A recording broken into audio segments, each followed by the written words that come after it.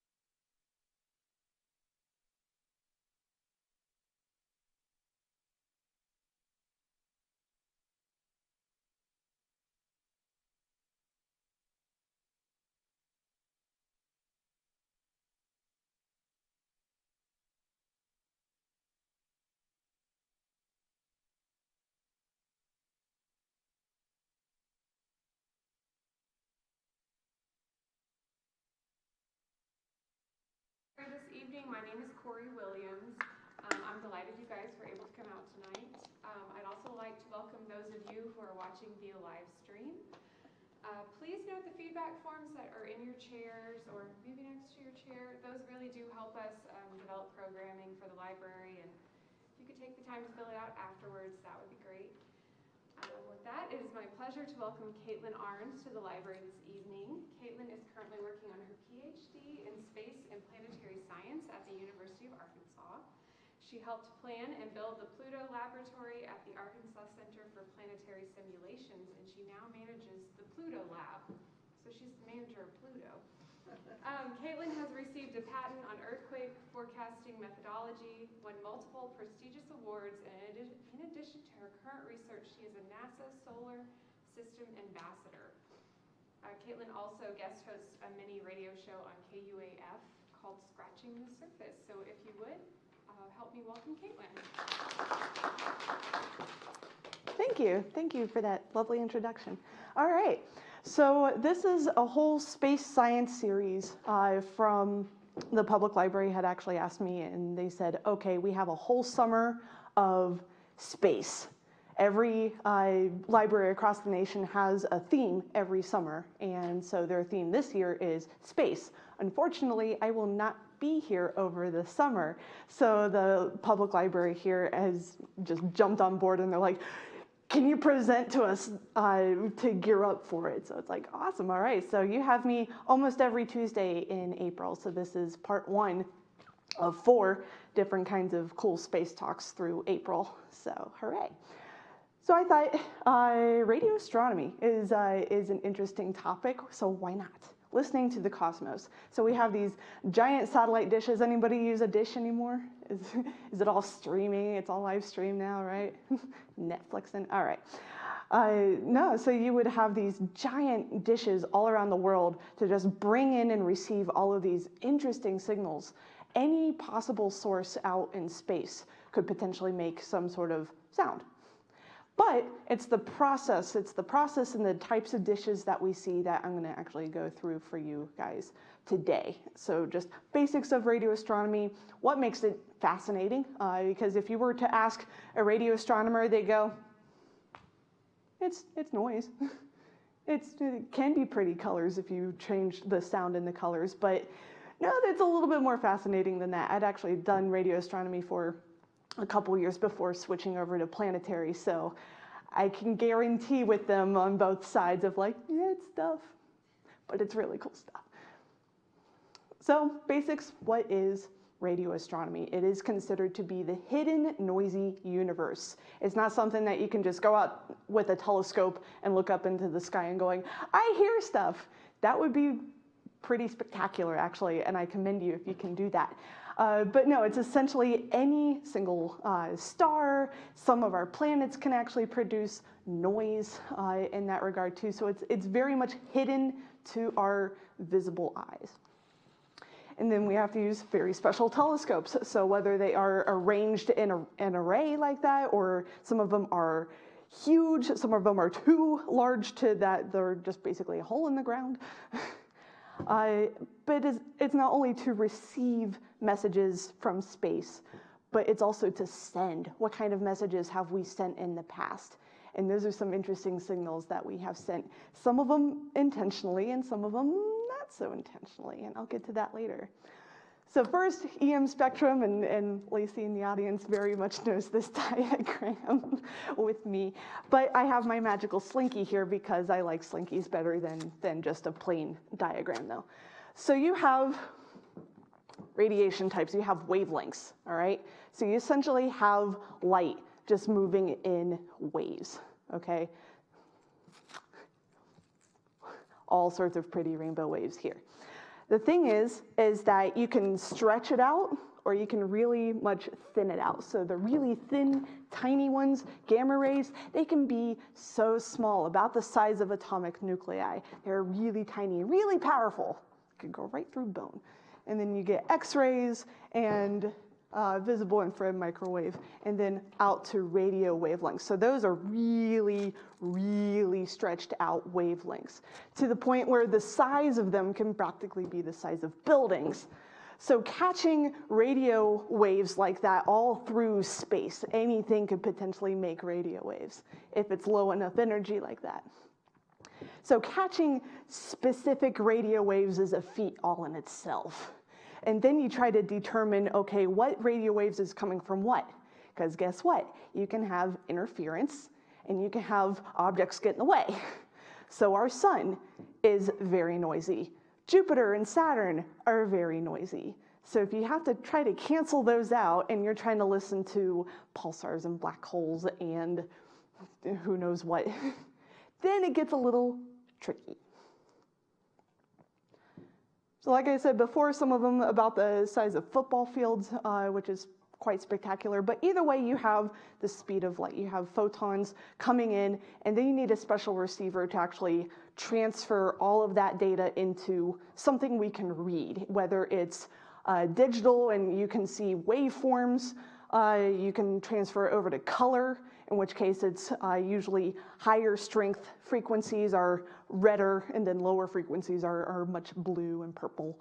Or you can change it into sound. So you would have those wavelengths and then match a frequency to match that wavelength. And then you can speed up the sound, you can slow down the sound, and try to make it something audible. So there's a main purpose why we don't just send up random radio telescopes up into the sky and be done with it. It's because, well, the universe is very noisy, as I just said. So we pretty much just keep them on the ground. By all means, there's radio communications up with satellites up in space too, and then that would cause probably too much interference. So radio, this is our wavelength atmosphere windows is what we like to call it. So anything with like gamma rays and X-rays, they cannot touch Earth, luckily. Too much radiation for us to deal with. So anything we would want with telescopes to see all the really cool gamma ray and X-ray radiation from galaxies and black holes and all that, you would put a telescope in space. Fine, absolutely. It can't go right through our atmosphere. Radio waves have no problem hitting Earth. No problem whatsoever. But again, interference is awful. So airlines have to use very special frequencies. If they know that they're going to fly over certain areas, you're not just going to go, well, move your telescope. No. Some of those telescopes are the size of 3 football fields, and I'll show you a picture of that. Also living in those areas too. I actually lived in what's called a radio quiet zone. So I lived in a radio quiet zone for a couple months, and boy, let me tell you, It's a whole different style of living out there because you are issued a very special government-issued microwave out there. And it looks scary, I'm not gonna lie. It's a giant vault, and you actually have to unlatch the door and open the vault door, and then you have an itty-bitty microwave surrounded by a mesh of copper foil and some aluminum, I believe. And then you just press it in, and you have your mac and cheese for the evening, but you have to close the vault door and lock it down and wait for 3.5 minutes. So it's a very, very interesting place to live. Now the thing is that it's also sensitive to many common things you wouldn't really expect to be causing interference. So walkie-talkies, very, very limited use. If you are near certain radio telescopes, you can't use walkie-talkies. Microwaves, again, are an issue. Also heated dog beds. Yes, that is a problem. These in particular, especially the ones with the cords, are a particular issue because they will actually leak out slight microwaves. And microwaves are much powerful, just a little bit more powerful, but when you have a radio telescope nearly 2 miles away, it will pick it up. It will pick it up. I knew an elderly woman whose doggy bed for a Chihuahua happened to leak, and they replaced it for her, a special one. And then this is an interesting little side note too. Interference from animal tags. Yeah, who knew? So whether it's from birds, the area that I lived in back in Green Bank, West Virginia, had a nice, powerful radio telescope, one of the largest fully steerable ones in the northern hemisphere, at least. They had a problem with squirrels one year. There was a conservation group that had let go these squirrels to learn about their migration and breeding and whatnot. And they tagged them, and they didn't realize that they would migrate to Green Bank. And then radio astronomers were like, why is my data so noisy, and what is this, and are we discovering something new, and oh my goodness, it's aliens, what's going on? And it's like, nope, it's squirrels. It was squirrels and their animal tags. So they had to call up the conservation group and go, how long do these batteries last? 3 months. They had to wait it out for 3 whole months. Now to a radio astronomer, and by all means to students who would need that telescope time, 3 months is a lot, a lot of waiting time. So it's a lot of nail biting and waiting, and then you better hope that the tags are gone or you get the squirrels yourselves. So just a little bit of history. How far have we come from radio? From even studying radio astronomy. How did even radio astronomy become a thing? So we know from 1850s, we have Maxwell's equations with wavelengths. 1930s, though, is where it kind of starts to begin, though. You have Carl Jansky, which actually we now have a radio unit, a unit flux named after him. So if you talk to radio astronomers, they call them Janskys. So like, what do you work out? Oh, 20 Janskys or something like that. It's like, it gets interesting. So first signal was actually quite accidental. It was at Bell Laboratories, but he essentially discovered radio signals from Sagittarius A, which is pretty much a prime bookmark for starting radio astronomers. It's a very interesting sound. 1942, Grote Reber built his first radio observation of the sun. He built it in his backyard, actually. And then he just kept developing over and over and over again. His earliest models look interesting. His earliest models look something like bent closed wire. If anything else, it just looks like a bunch of prongs on a rotatable stage. So it got a little interesting. But then finally he built the first parabolic telescope, which means that lovely curved dish, and then you have signals kind of bounce in, bounce off the dish, and into a receiver. And then finally, 1967, I cannot forget about Jocelyn Bell, Dr. Jocelyn Bell, discovery of pulsars. And this is still somehow a debate, unfortunately. Her advisor, unfortunately, and the male grad student that helped Jocelyn, both took the Nobel Prize in 1974. So this is what I mean by parabolic. So whenever you see a radio telescope, this is essentially the main design. Now some of them are curved differently. You can have arrays where you would have, instead of a single one, you would have them aligned, and that way they can cover more part of the object that you want to listen in on. But essentially you would have radio waves coming in, bounce off this curvature up into a reflection disk, and then into some sort of receiver.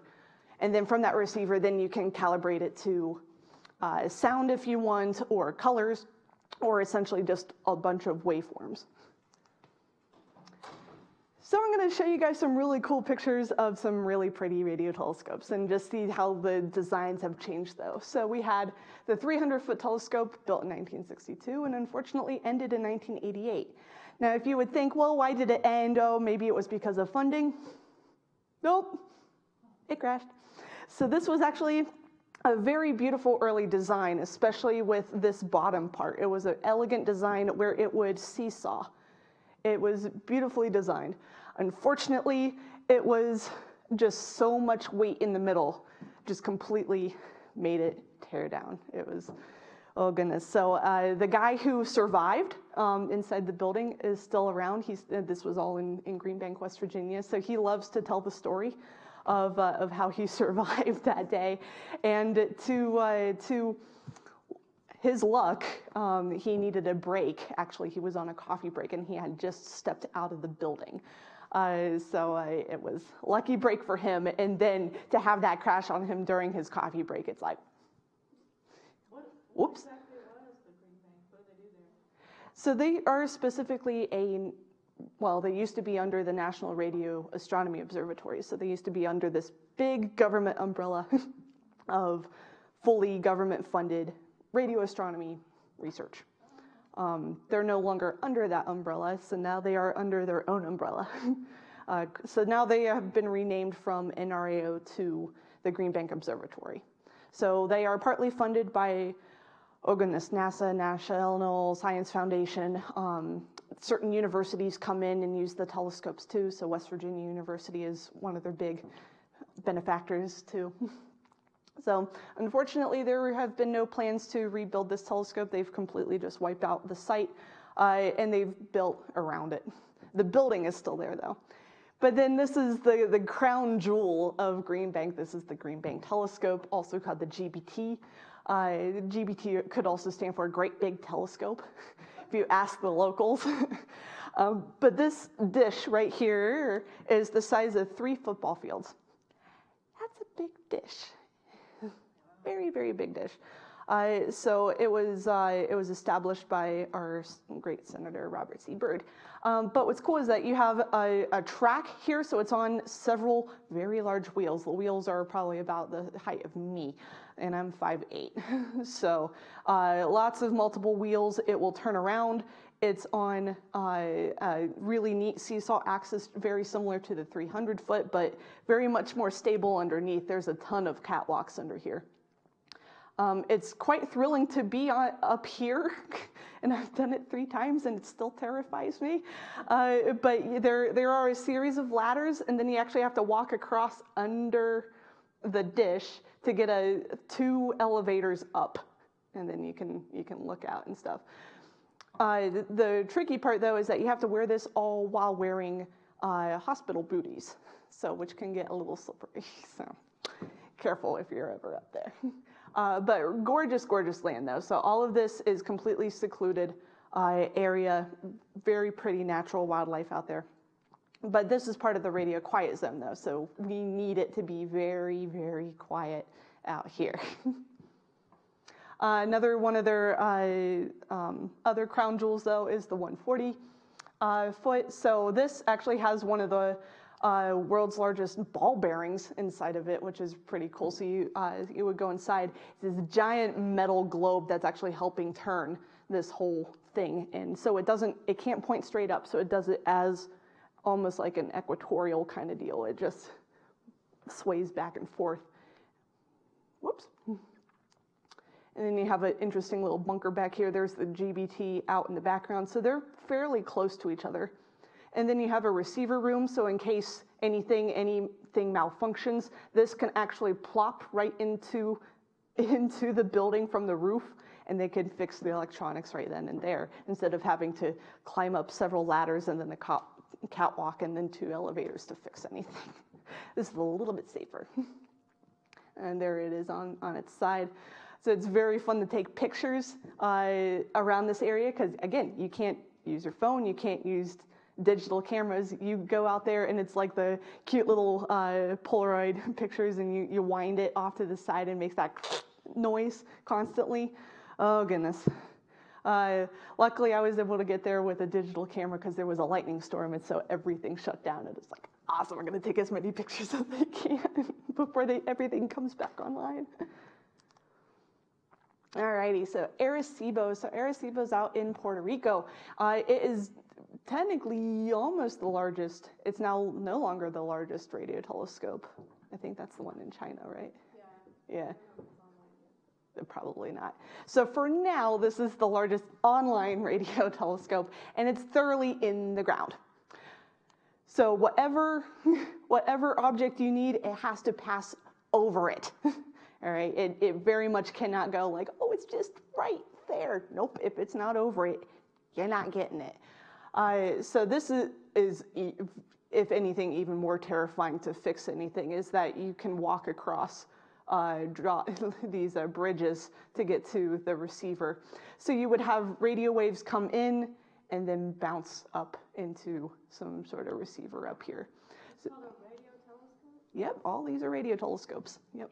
So just very different designs. They're all designed to point out certain things. So Arecibo is really good for pulsar work. Arecibo does a lot of radar stuff too. So they can do radar stuff for Venus. They could do radar stuff for near-Earth asteroids. A lot of asteroid work has been done recently for Arecibo.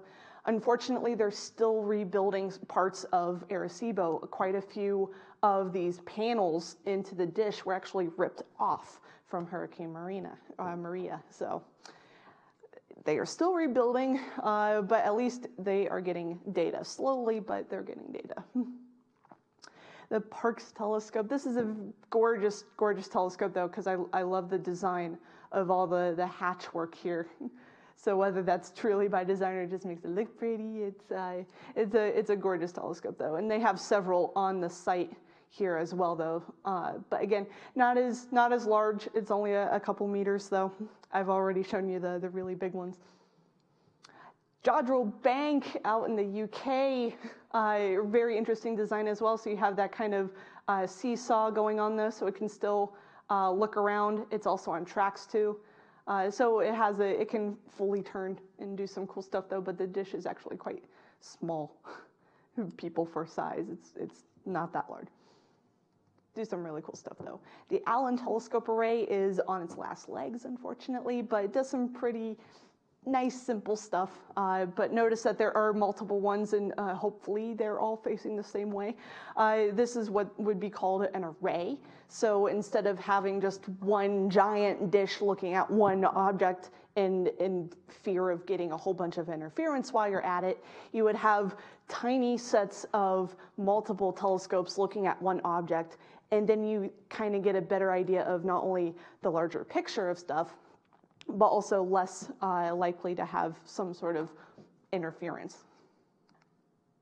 So very large array, very pretty out in New Mexico. So this is a very large array out here. So I'll be talking about VLA a little bit soon for that. Alma out in Chile, I believe. So you would need some nice, pretty clear mountains. This is truly on top of a mountain, so you would have very much seclusion out here. And again, that interesting array kind of design. So instead of having almost like a Y design, you would have them almost clustered against each other. And then the GMRT. So this one's actually a very interesting design though. This way you don't really get a ton of data back because there's not much of a dish to bounce things back, but you try to have it precise where it can bounce off of almost like a lace-like design. It's a very interesting design though, so it does its best.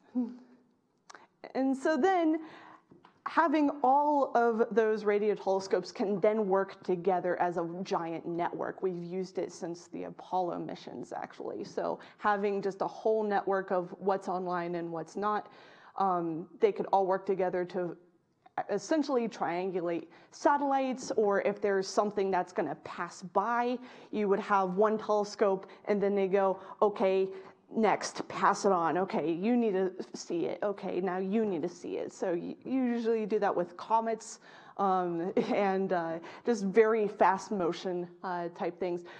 There's some down in Texas that was very fun. About 2 years ago or so, there was this giant meteor that had sloughed on by, and they caught the radio waves from it, and they asked New Mexico if they had heard it too, and they did. So they were able to like figure out the trajectory of that giant meteor passing by through the atmosphere. So Europe also has their own network too. This is LOFAR, which is more of a low frequency radio network. Iceland, not Iceland. Where's Iceland? Yeah, okay. I need to learn my Europe map here. No, so I believe Norway is supposed to have one coming up pretty soon too, though. Effelsberg is a really big one in this entire LOFAR core, though, but Effelsberg does some really cool astronomy stuff. So now, what do we observe then with radio astronomy? Again, you could just take a telescope out and go, oh, there's stars, there's planets, and you know, if you're lucky, you get a satellite and maybe a comet or a meteor. But there are quite a bit of stuff. It's just a matter of how advanced do you want to be. So cosmic microwave background is kind of a interesting sound. You guys hear that? Yeah, so very much the universe white noise machine. That's essentially actually exactly what it is. But what's going on is that we are actually using radio astronomy to look at the farthest regions of our universe, how the universe may have even started. So how tiny little atoms would have been able to cluster together and make the elements that we have now. So essentially, whenever the universe started out, you had hydrogen and helium, and then if you're lucky, anything else, mainly like lithium and stuff like that. So essentially, hydrogen and helium, that is what we're looking for, is that interactions as they are heating up and they're clustering and they're making new elements. So this is the farthest back that we can actually hear and listen to the universe. So apart from that, when I say universe, interstellar medium is what we like to also call basically the glue. You have stuff. You have stars, and you have gas, and you have dust, and so on and so forth, though. But the interstellar medium is the pretty background. All right? It's truly the background. It's the 99% gas and 1% dust. That's pretty good odds. H1 and H2 are the different types of helium or hydrogen. It depends upon if they are ionized or neutral. So what they mean by that is H1 is cold. All right, so H2 just means more hot. Highest temperature, very low density, so you start to get into that clustering kind of deal. So if you were to look at a radio image and it has H2 regions versus H1 regions, now I sound like a radio astronomy nerd, so you know exactly what I'm talking about. Then you get to know, okay, what parts are more dense, what parts are more dusty, and then what parts are very cold. Some more stuff that we can listen to are black holes. So this is very, very fun. Cygnus A, in my opinion, is actually pretty fun to listen to. So it is a radio galaxy. It's one of the strongest radio sources you can point a radio telescope at. Discovered by Grote-Reber in 1939. That's impressive, in 1939, to have one of the very early radio telescopes come across a radio galaxy. And then to come to find out that there are radio jets popping out. So this is if you were to convert radio into some sort of wavelength that we can see as far as color goes. So you would have a black hole of some radio. Usually black holes are much grander design, but that's in like the X-rays and gamma rays and much more powerful wavelengths. So it's not terribly much with the radio waves though, but the really cool jets that it's spitting out of this galaxy are just absolutely gorgeous. So you get these twin jets going on. Have you ever listened to Black holes are an interesting hum. It's a very, very low hum. Unfortunately, I couldn't find a good enough audio to play for you guys today because it's such a low hum, and that's even when speeding it up. But it does make almost like a om. It's the om of the universe. Yeah. Galaxies and quasars, though. So as I said, there was radio galaxies, especially with the pretty jets like that. But you could also have merging galaxy clusters and look at those through the radio wavelengths. But also quasars. Quasars are an interesting name for active galactic nuclei with jets. So this is a quasar. You would have, again, that bright spot and then all of these really cool jets coming out. So very, very active.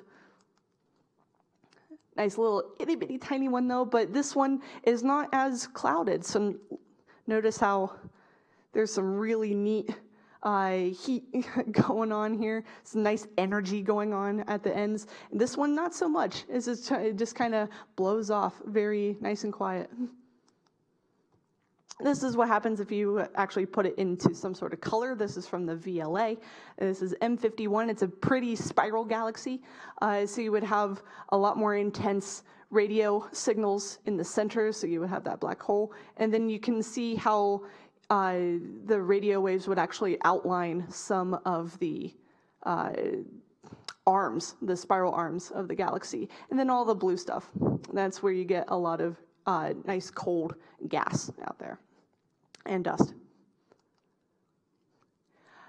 You could also do it in different colors though, so you would have the bright blue is actually higher, more intense wavelengths, and then the orange and dark areas are the actual radio signatures going on. So that way we could actually compile different wavelength colors and squish them all into one image, and then you can see like, okay, if you were to just see the orange and dark areas here, you wouldn't really be able to see how that interacts with the higher energy blue areas of that particular galaxy. So you could do that with quite a few galaxies, actually. Stars are interesting, as usual. They actually have a bit of shorter radio wavelengths because they are essentially evolving. All stars are born into a stellar nursery with a lot of dust and gas, and then they just evolve over and over. So you would have clouds of neutral hydrogen, and you can emit certain elements, emit certain radio wavelengths. So the sun, in our case, since obviously it's the closest star we have to us, would certainly be what I mean the brightest radio source. What I mean is also the loudest radio source we can have as well. So let me find that. So the sun is actually really pretty when it's in its full form. Right now, unfortunately, it's if you were to look at a radio picture of the sun, it's very quiet. There's hardly any sunspots, and it just looks like a pale blue dot. So this is a past image, I believe, from 1981. Yes.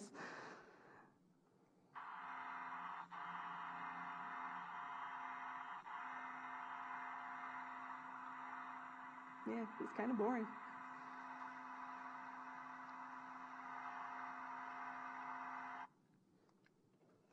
A little quiet, too. That's the sun? Yeah, so just kind of if anything, it just sounds like your neighbor lawn mowing in the backyard.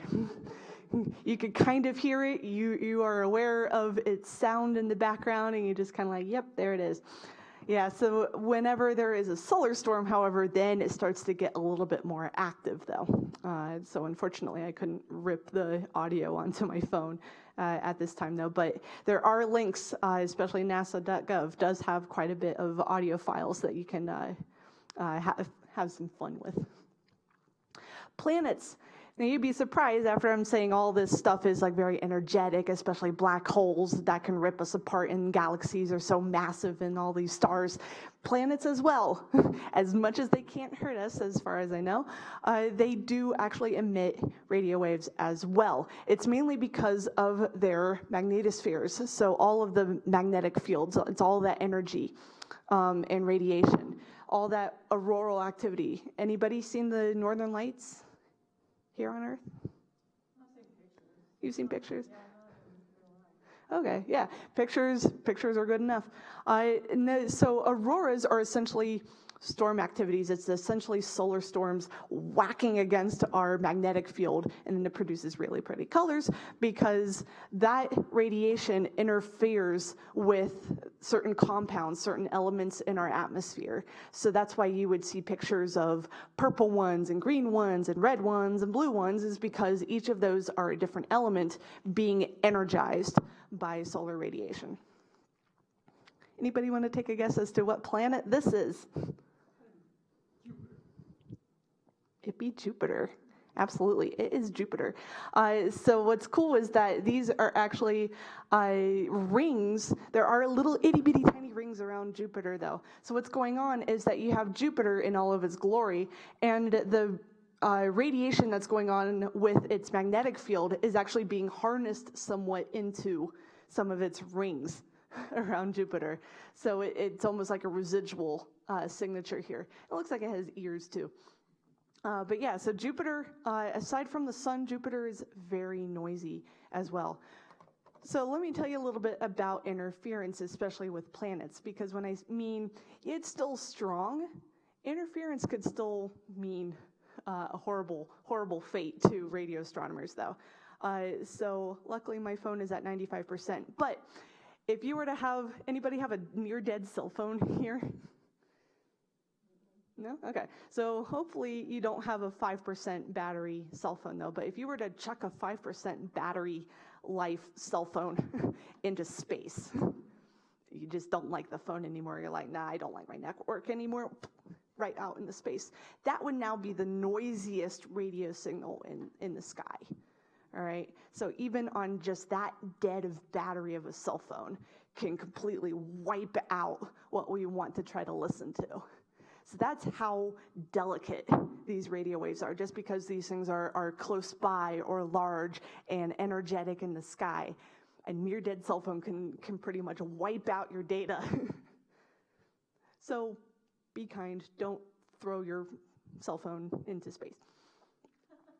All right. So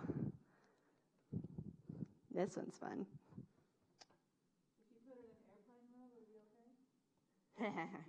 Probably not.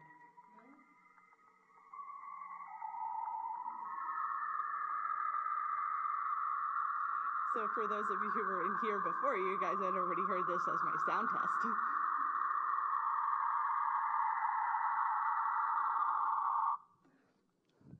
Cool, huh? Yeah, I like this one. All right, anybody want to take a guess as to what this is? This time I'm not showing you the planet. That's your clue, it's a planet. So in this case, you're actually seeing the radio waves as a color. So what you just heard is presented here as a color spectrum. Anybody want to take a guess what planet it was? Neptune? No, a little bit closer. Saturn? Yep, it was Saturn. Yes, so what you heard was the auroras off of Saturn. So this was just the radio off of Cassini. So Cassini was, unfortunately, now gone. Cassini was the orbiter that was going around Saturn for quite a few years. And it had a radio experiment, it had a radio instrument on it to actually listen to the rings, it listened to aurora storms. There are lightning storms on Saturn, which are fantastic. And unfortunately, my phone somehow didn't want to save that particular audio file because it would have been awesome. So I'll just describe to you what lightning storms sound like on Saturn. Popcorn. That's exactly what it sounds like, just a bunch of popping noise. So it's the static from the lightning storms that you would be listening to. So again, nasa.gov has the audio file. Beautiful, beautiful picture of Saturn. So auroras you would see here on the top part where the hexagon storm is and whatnot. Not a lot of radio signals from the rings, but it is possible. And then pulsars. Any radio astronomer would have to go through some sort of knowledge of what pulsars are. So pulsars are an interesting thing. We call them the timekeepers of the universe. That's essentially what they are. So they are neutron stars. So you would have a high mass star pretty much implode and then completely have a dead skeleton of neutrons just completely squished into itself. So a teaspoon of a neutron star, or if you were really close enough to a pulsar and survived, a teaspoon of a pulsar would weigh way more than a tanker on Earth. All right, these things are powerful, very, very powerful. So take something as much larger than our own star and then squish it down to barely the size of Fayetteville. Right? So pulsars are very tiny. So it's not like, again, you can just go out to your backyard, pull up a telescope and go, I'm going to find a pulsar. Nope. Really, really, really tiny, tiny objects. But they are powerfully noisy. And almost to a fault, they are very, very annoying at times too. So you would classify them by seconds or millisecond pulsars though, so it depends upon how quickly that they spin. And from that spinning, this is a representation of what they look like. I promise you, you would not have this kind of yarn ball looking stuff around it, but this is essentially its magnetic field. It's a very, very powerful magnetic field that just completely gets energized as it's spinning around and around and around. These jets, however, we call this the lighthouse effect. So those jets are those radio pulses. So the problem though is that we can't necessarily listen to all the pulsars in the universe because the jets have to be aligned to our ears. So if it misses, it misses. It's not like, oh, move that telescope over to the left. No, not exactly how that works. All right, so let me find my favorite pulsar.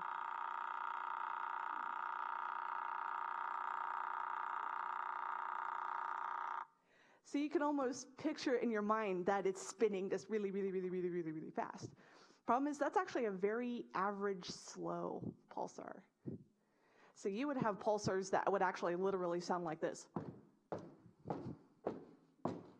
Those are really old, slow turning pulsars. But then you would have pulsars that I didn't want to play it on audio because I can guarantee it would hurt your ears.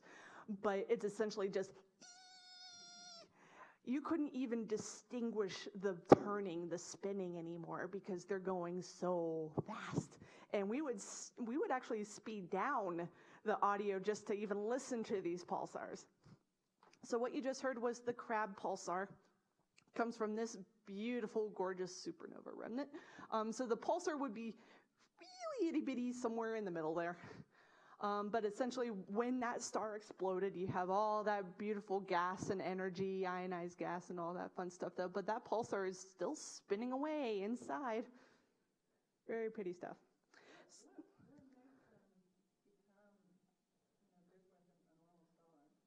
So it's basically how that star would have been born. Basically how massive that star would have been born. So our sun is actually kind of a low mass dwarf star.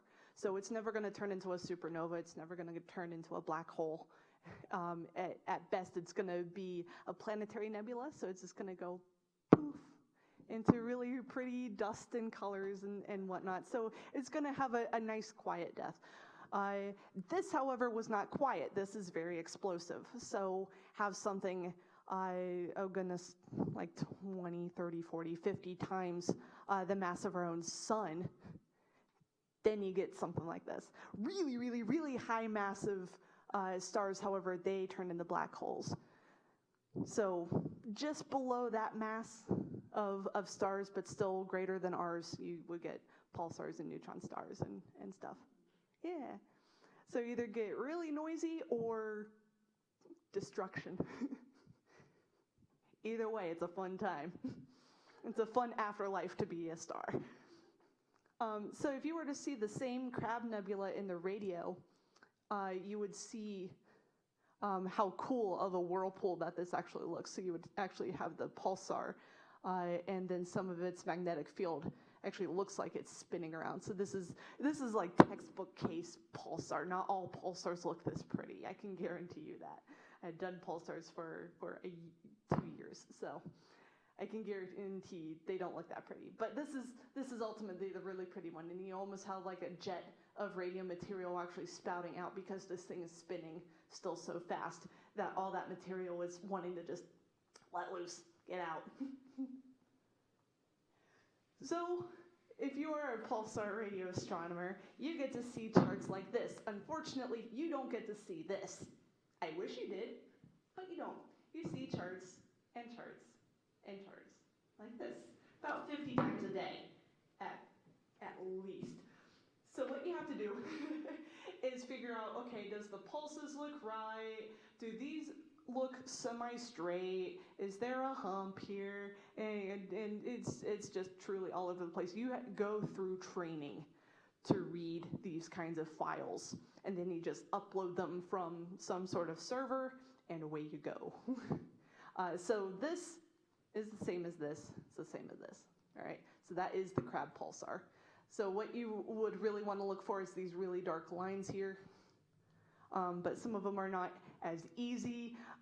This is, again, a really, really pretty lucky strike here. Usually they're very fuzzy, or you can like barely tell the lines on some of these, and you just have to keep processing the data over and over and over again. So recently there's also something called rats. We have rats in space. Everybody run. So we call them the rapidly rotating radio transits. So there should have been a third R. But 2006 by Mara McLaughlin out of Jodrell called them sporadic pulsars. So they're still pulsars, they're still neutron stars though, but in a sense they spin differently. They still sound just a little bit differently though. So they're not glitching pulsars, which is just a whole bushel of apples there. And then in 2010, Dr. Lorimer, this is a husband and wife team, by the way, so they are adorable together. He founded the fast radio burst, and he got to have it named after him, so he has a Lorimer burst named after him. So these are very new still. Both of these are still very new to the radio astronomy community. So there's still a lot of work to be done about what these objects even are. Why do they spin differently? Could there be a whole different class of neutron star that we didn't really think about?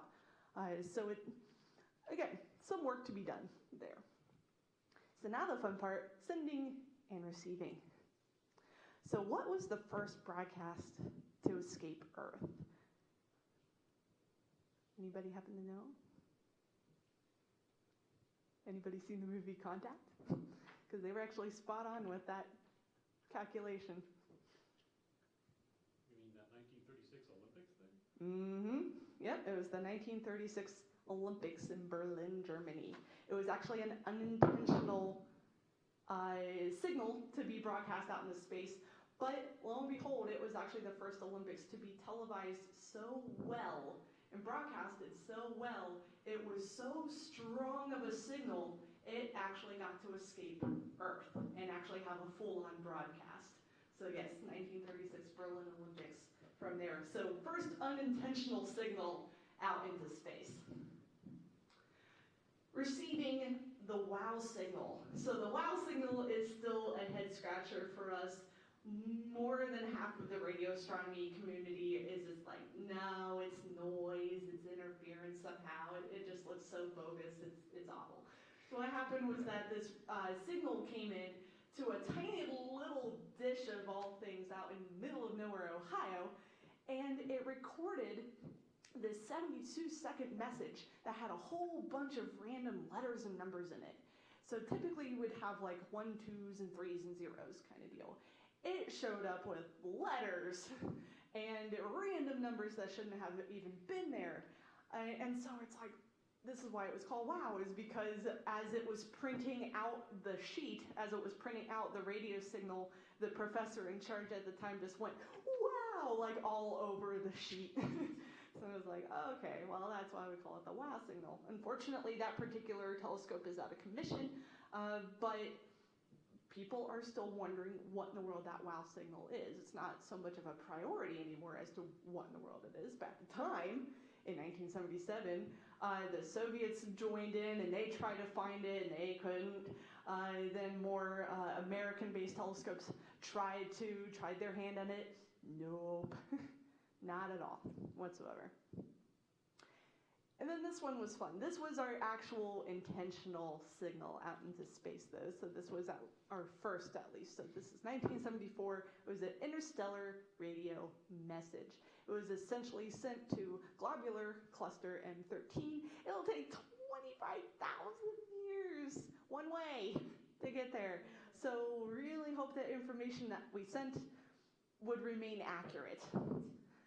So what's interesting is that this particular message was given to us grad students when we took astrobiology, an astrobiology course here at the University of Arkansas, and to see if we can try to decipher it.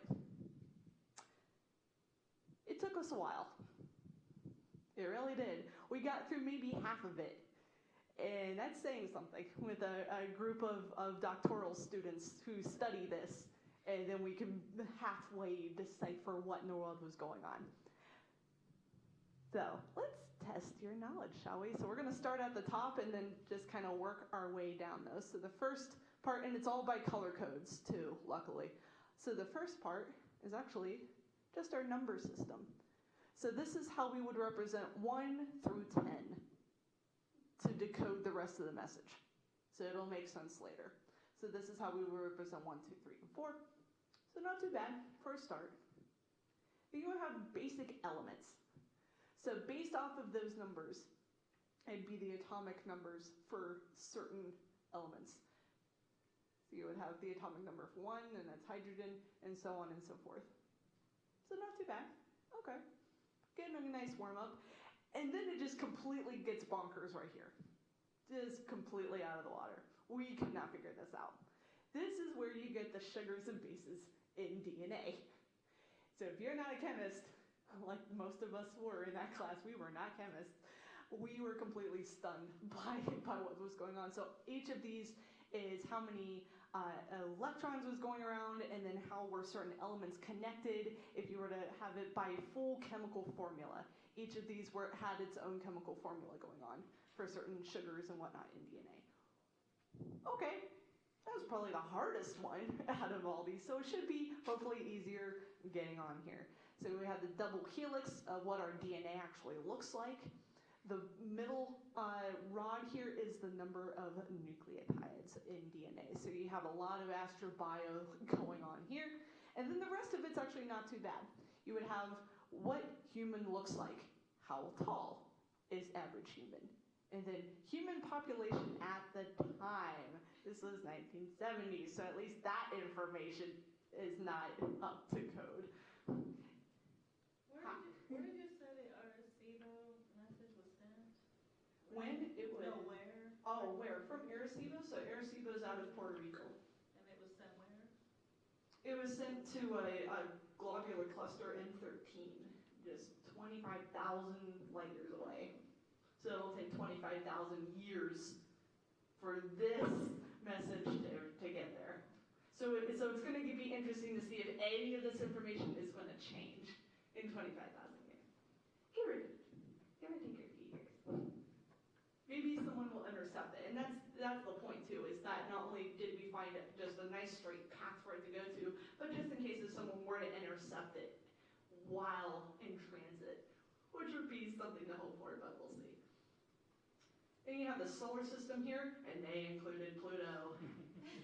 I win. So notice that Earth is actually up tilted here, so that way some alien form who's still deciphering all of this and doing their homework, there we go, okay, this is offset because this is where we live. And then this is the Arecibo dish with an accurate diameter length going on if you were to count the number of boxes going on. Whoops. Here we go. Yep. So number of boxes here is based off of the diameter kind of deal of the dish. So that way they know, awesome, this is how really big of a dish sent this entire message out into space. Not too bad. Still hard to decipher, so it's going to get interesting from then on. So radio astronomy was also portrayed in movies just a little bit. So there's not a lot of movies. I wish there was, but at the same time, it could get interesting.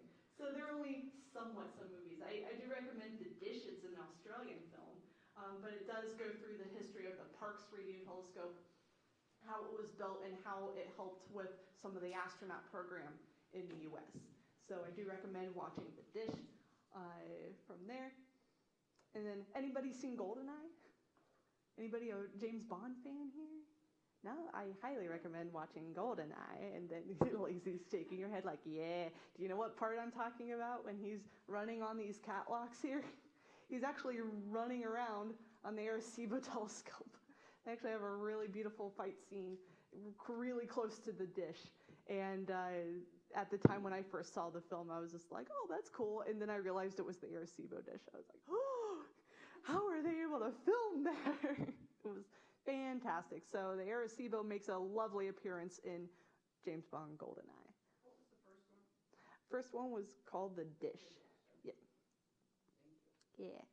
So highly recommend it. So definitely I emphasized biography, but most movies are. And then, of course, the movie Contact. So very much recommend it. I very much recommend reading the book, too. So the book and the movie are just slightly different, but the book is by Carl Sagan. He really did his research. Of course, that's to be expected with Carl Sagan. But he really did his research on just the aspect and the science behind it, though. So the movie somewhat goes into the science, but then, of course, you got to get a little bit more action involved, though. However, if you were to watch this film with a group of radio astronomers, they have a whole different opinion on the movie. Mainly this scene. This scene makes every radio astronomer, including myself, scream. Here's a rundown why. Okay, so you have the dishes going on. You have Ellie, our main bright shining star character here, listening in on whatever the telescopes are pointing at. Seems fine, right? Here's the thing. This is not an electric car. You need an electric diesel-run car in your telescopes. A regular car, the sparks will actually send off interference. So the car is a no-go. What you don't see right here is that there's a pair of walkie-talkies. That's a no-go. She's also listening with headphones of what the dishes are listening to. No, it takes hours and hours for those signals to come in, bounce off the dish, onto the reflector, into the receiver, back into a radio control room several miles away, for then the control room operator to then package it up neatly, and then maybe send it to you. So maybe a day. So you cannot listen right then and there on the second. You cannot. Also, she has a laptop here. No. That's just no all the way around. So there's just a whole bunch of nopes going on. Also, she's this close to the radio telescopes. That's never a good sign either whatsoever. So the one scene in the movie that gets radio astronomers just like, no, turn it off. Unfortunately, this is near the beginning of the movie, so then you get the radio astronomers going, fine, I'll watch the rest of the movie. And then it's fine. Everything's fine by the end of the movie. It's great. It's just this one scene that gets me howling laughing, how simple it looks, and it's not whatsoever. So a lot of exciting projects are to be coming up. Project Breakthrough Listen. Now this has been in development for quite a few years now. Stephen Hawking actually brought it up with quite a few, even Russian radio astronomers as well. Russian Space Agency. So what's cool is that we're pretty much banding together as large of a network as we can with our radio telescopes around the world to just really try to go through candidates of search for life. And then can we actually listen? Now that we've sent these signals and we keep sending signals and whatnot, can we really focus and listen in on certain areas of space? So ultimately, our instrumentation really needs a nice upgrade.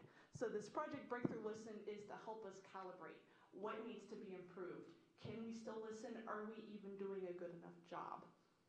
Then you have SCA. SCA is going to be a really nice big array. It's going to be just a little bit larger than the VLA out in New Mexico, so that'll be out in South Africa. So it's still in development. It's still, I'm pretty sure they're almost done, actually, but it's not online yet. And then you have the FAST telescope out in China, which has been built and still not online. So FAST is going to maybe outrun Arecibo, also by size and by wavelength and how much power it's going to receive. So it's going to be a really nice big telescope.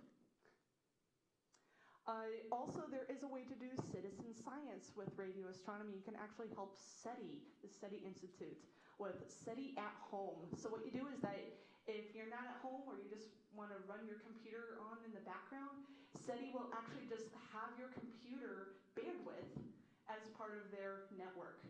So you don't really have to do a thing. All it is you just set up an account with SETI, and they'll just let you borrow your computer bandwidth for just a little bit. You could set a timer on it so that it doesn't have to keep running and running and running. You can set it on for like an hour or two. But what happens is that SETI has just thousands and thousands and thousands of just data just pouring in. And you're not going to get one single grad student to look through that. I can guarantee you that that's not going to be a good thing. So what we need, though, is that we just ultimately need computers to sift through all of that data. So it's essentially, you can join SETI's network for completely free, though. So it's essentially just helping SETI out. So it's a great citizen science project. It's been going on, oh goodness, since the early 2000s. It's been going on for quite some time. But I want to thank you guys so much for joining me here tonight. I also have a blog. You can follow me on Twitter as well. Blog is with the Northwest Arkansas Space Group around here, around these parts. And then my awesome radio show, Scratching the Surface. But thank you guys so much. I'll be happy to answer any questions you may have. Next Tuesday's lecture, same time, same place. It'll be on Apollo. It'll be the 50th anniversary of the first Apollo.